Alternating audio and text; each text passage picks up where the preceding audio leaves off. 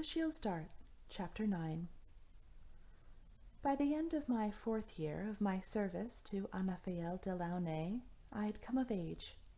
In the night court, I would have been initiated into the mysteries of Nama and begun the training of my apprenticeship when I turned 13. Delaunay, infuriatingly, had chosen to wait. I thought I would die of impatience before he posed me the question, although I did not. "You have grown from a child to a young woman, Phèdre," he said. "May the blessing of Nama be upon you." He took my shoulders in his hands and then looked gravely at me. "I am going to ask you a question now, and I swear by blessed Alua, I want you to answer it freely. Will you do it?" "Yes, my lord." His topaz-flecked eyes searched mine. "Is it your will to be dedicated into the service of Nama?"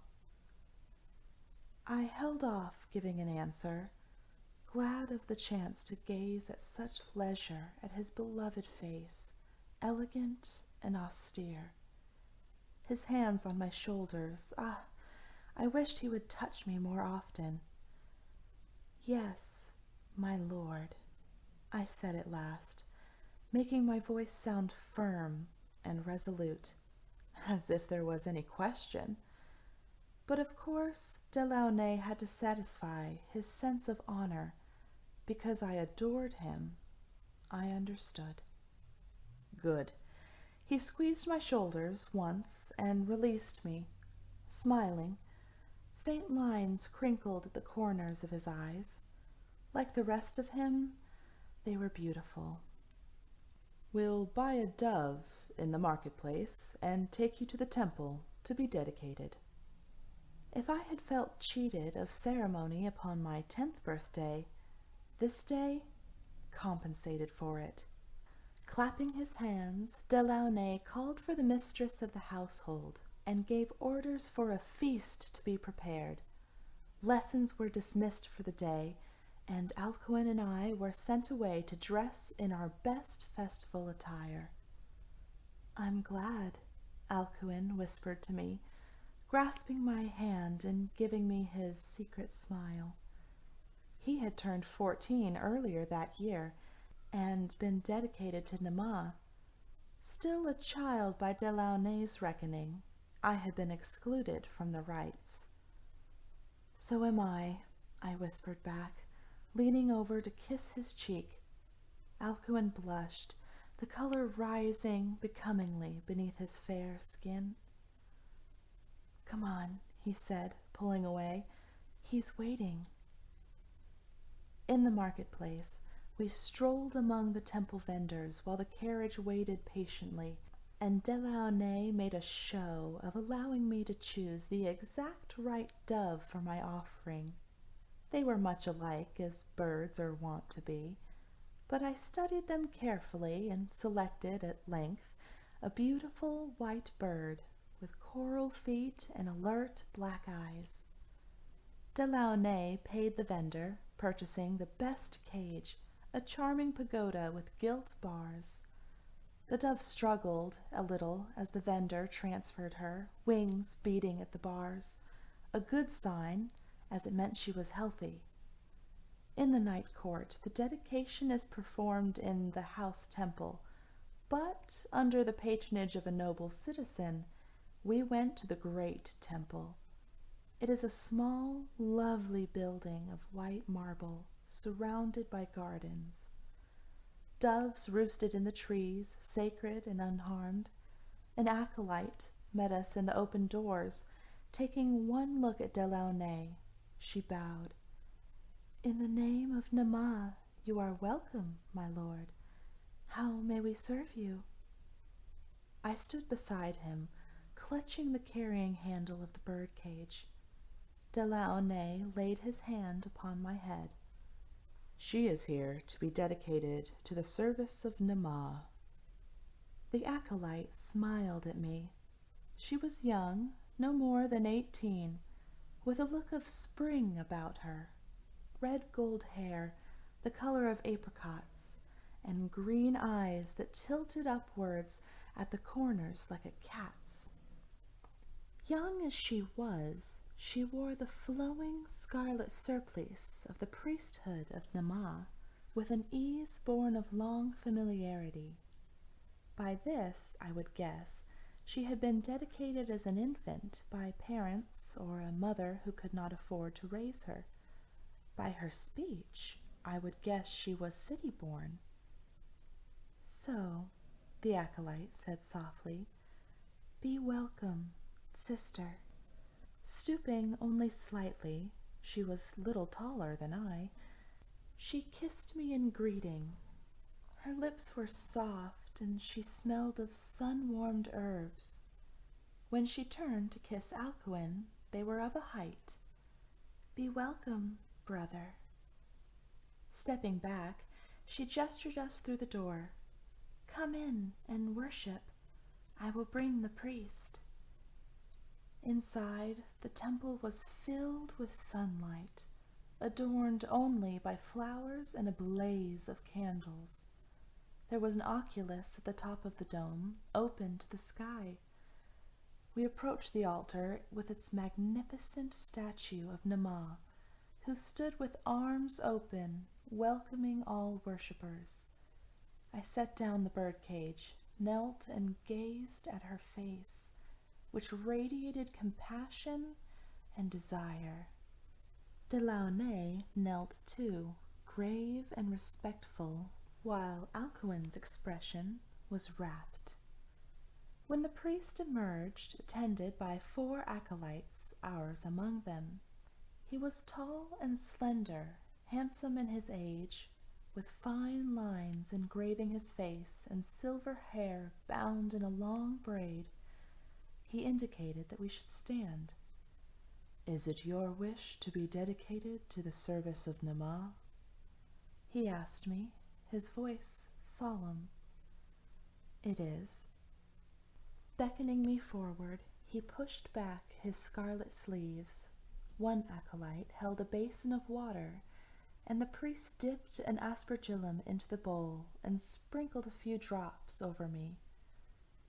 "By Nama's sacred river, I baptize you into her service." Taking a honey cake from another, he broke it open and placed a portion on my tongue. "May your flesh be bound unto the sweetness of desire," he said. I chewed and swallowed, tasting honey. The green-eyed acolyte handed him a chalice, which he held to my lips. "May your blood rise to the headiness of passion." The acolyte held up a measure of oil, and the priest dipped his fingers into it, smearing chrism on my brow. He held my eyes. "May your soul ever find grace in the service of Nama," he intoned softly. I could feel his fingertip cool on my skin beneath the oil, and the power vested in him. Nama's face, transcendent and sensuous, swam before my eyes. I closed them and felt the air of the temple beating about me, filled with light and wings and celestial magics. All the stories of Nama I had heard, told in all the 13 houses, all of them were true, and none. She was all of that and more. "So mote it be," said the priest, and I opened my eyes. He and the acolytes had withdrawn. He nodded at me. "You may offer your service, my child." Alcuin held the birdcage for me. I opened it carefully and caught the dove in both hands, removing her. Whiter than snow, she weighed almost nothing in my hands, but I could feel the warm life pulsing in her, the fast, frightened heartbeat. Her feathers were soft, and when she stirred, I feared the gentle pressure of my hands would break fragile bones. Turning back to the altar, I knelt once more and held the dove up to the statue of Nama. "Blessed Nama, I beg you accept my service," I said, whispering without knowing why. I opened my hands. Startled into freedom, the dove launched itself into the air, pinions churning in the sunlight. Certain and unerring, she flew up to the apex of the dome, circling once, then spiraling in a flurry of sun-edged white feathers out the oculus, into flight and the open skies. The priest tracked her progress with a smile. "Welcome," he said, bending to aid me to my feet and giving me the kiss of greeting. His eyes, tranquil with peace and the wisdom of 1,000 trysts, looked kindly at me. "Welcome, servant of Nama." Thus was I dedicated into the life unto which I was born. In the following week, my training began. Delaunay had held off on initiating Alcuin into the training proper to a servant of Nama, waiting so that we might begin together, being so close in age. Our training, it seemed, was to commence simultaneously. "I have arranged for a showing," he said evenly, having summoned us to attend him. "It is not proper that you should study the mysteries of Nama without one. Edmond Nualt, the Dawain of Camellia House, has honored my request." It was so like Delaunay, his subtle tact, to make arrangements with a house to which I had no ties, to avoid evoking memories of my childhood in the night court. I didn't bother to tell him. I wouldn't have minded. It would have spoiled the gift of his kindness. While there are a myriad of variations of pairings and pleasures, the showing, staged for newly dedicated servant of Nama, is always the traditional pairing. One man, one woman. Guy drove us to Camellia House that evening. I was surprised to find it even more punctilious than serious, though I shouldn't have been. The canon of Camellia is perfection, and they adhere to it in strict detail. We were met at the door by the Dawain's second, a stunning, tall woman with a long fall of black hair and skin the color of new ivory.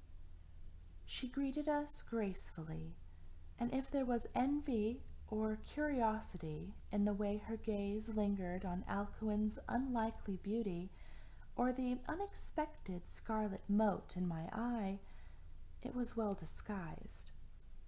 "Come," she said, beckoning us, "as you have been dedicated to the service of Nama, come witness her mysteries enacted." The showing chamber was much like the one at Sirius House, a 3/4 round sunken stage strewn with cushions and encircled with tiers of well-padded benches. There was a gauze curtain drawn about the stage, lit from within, and I could make out behind it the velvet hangings concealing the entrance. It is a rule of all of the 13 houses that any ritual showing be open to all adepts of the house, so I was not surprised when others entered. A private titillation is another matter, but the rites of Nama are open to all her servants. I fell into habit without a trace of forethought, kneeling on the cushion in the prescribed position, abeyance, head bowed, hands clasped before me. It was strangely comforting, although I sensed Alcuin's sidelong glance as he attempted to mimic my pose. Somewhere in the background, a flautist began to play. On the commencement of the second musical passage, the velvet hangings rustled, and the pair entered. He was tall and black-haired, a veritable twin. He was indeed brother to the second of Camellia House. She stood a hand's breadth shorter than he, even paler of skin, with hair like an autumn tumbrel. There is no canon save perfection in this house. When they faced each other and reached out to perform the disrobement, it was evident, even through the veils of gauze, that both amply met the standards of their canon. Their joining was like a dance. He touched her with reverence, fingertips resting at the sides of her waist, drawing them up in a delicate caress and lifting the glorious weight of her hair, letting it flow over his hands and fall back in a shining mass. His hands caressed her face, tracing the feathery arch of her brow, the perfect line of her lips. She cupped the angle of his jaw, drew a line down the muscular column of his throat, and flattened her palm against the pale plains of his breast. The gifts of Nama are born in the blood and belong to all of us by right. But one need not be an artist to enjoy art. These were adepts of the night court, and this was their art. As the arousement proceeded, the gauze veils were drawn back slowly, one by one. I watched raptly, and my breath came quickly when I did not hold it in suspense. They embraced and kissed. He held her face in his hands as if it were a precious object, and she swayed like a willow into his kiss. This is how we pray, who are servants of Nama. Breaking the kiss, she knelt before him and flung her hair forward so it cascaded about his loins, silken tendrils twining about his erect phallus. I could not see how her mouth moved as she performed the languissement upon him, but his face grew tranquil with pleasure, and I could see the muscles grow taut in his buttocks. Reaching behind his head with both hands, he undid his braid and shook out his hair, which fell back in a river of silk over his shoulders. There was no sound from those assembled, only a reverent silence drawn tight by the sweet notes of the flautist. He drew away to kneel opposite her, and she reclined slowly on the cushions, opening her legs to him to share her wealth. Now it was his hair that hid them from my sight, spread like a black curtain across her thighs as he parted her cleft with his tongue, seeking the pearl of Nama hidden in her folds. It must be that he found it, for she arched with pleasure, reaching up to draw him to her. She held himself above her, the tip of his phallus poised at her entrance. His hair spilled down his bowed head and mingled with hers, black and russet. I had never seen anything so beautiful as their lovemaking. The flautist paused. Someone cried out, and he entered her in one fluid surge, sheathing himself to the hilt. A soft whispered drumbeat entered the song as he thrust, her body rising to receive him. Still kneeling, hands clasped tight together, I found myself weeping at the beauty of it. They were like birds who mate on the wing. It was a ritual and no mere spectacle. I could taste the worship and the desire of it, flooding my mouth like the priest's honey. He surged against her like waves breaking, and she met him like the rising tide. Their pace increased, and the music rose to a crescendo until she gasped, hands clenching against the working muscles of his back, her legs wrapped around him. He arched back then and held hard. I could feel the heat rising between my own thighs as they met their climax together. And then, too soon, the gauze curtains began slowly to close, veiling their figures in the soft aftermath of desire. I saw him move to her side, and their hands clasped as they lay entwined upon the cushions. At my own side, Alcuin released the long-held breath, and we looked soberly at one another. Presently, an adept came to lead us to a sitting room where we were served a restorative cordial and attended by the second of Camellia House, who graciously expressed her hopes that the showing had been well received and that we would communicate our good impressions to our master Anafiel Delaunay, who still held the power to set trends in the royal court. If she resented or despised us for enjoying his patronage, I could not tell it. Thanks for joining me today in The Reading Nook. Please tune in soon for the next chapter.